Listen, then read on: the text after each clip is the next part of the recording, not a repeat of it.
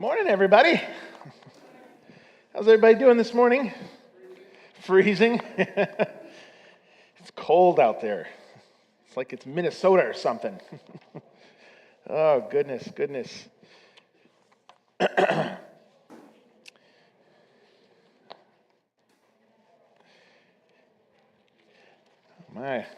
Give everybody a moment to kind of come on in here a little bit.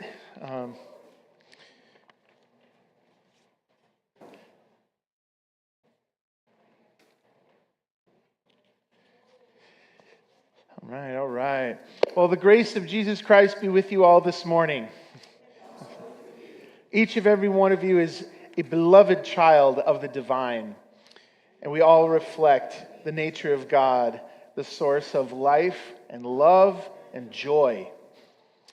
So a middle-aged couple came home from weekend brunch on their anniversary, and when they came home with their tummies full and warm, they began to feel a bit drowsy and decided to take an afternoon nap.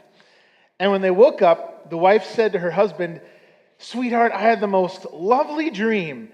I drove Stone Street in Paris." More excited and continued on. She said, "Then you asked me to marry you again to reaffirm our vows. And when I said yes, you said, 'How about right now?' Just as all of our friends came running out of the cafe, surprising us to witness it. And we reaffirmed our vows and spent the rest of the evening sailing with our friends. What do you think that means?" And the husband replied, "Well, let's just say you're really going to love your anniversary gift." And the wife's heart jumped a beat.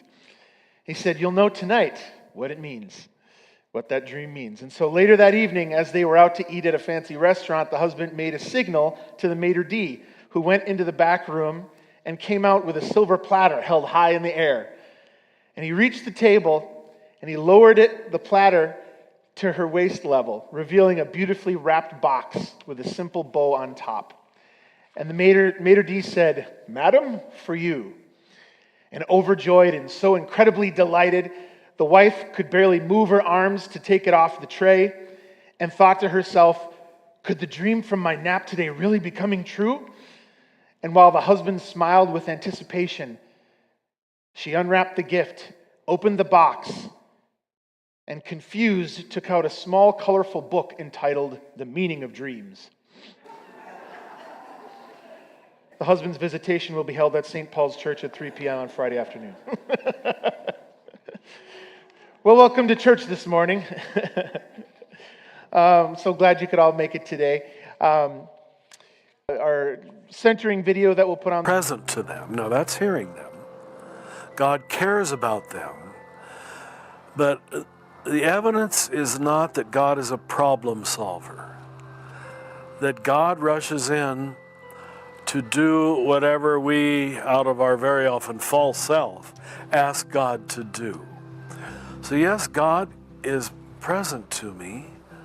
I do believe God cares about me. And in that sense, I think it's in Luke's gospel, where it says, any of you would pray and God would not give you the Holy Spirit? What?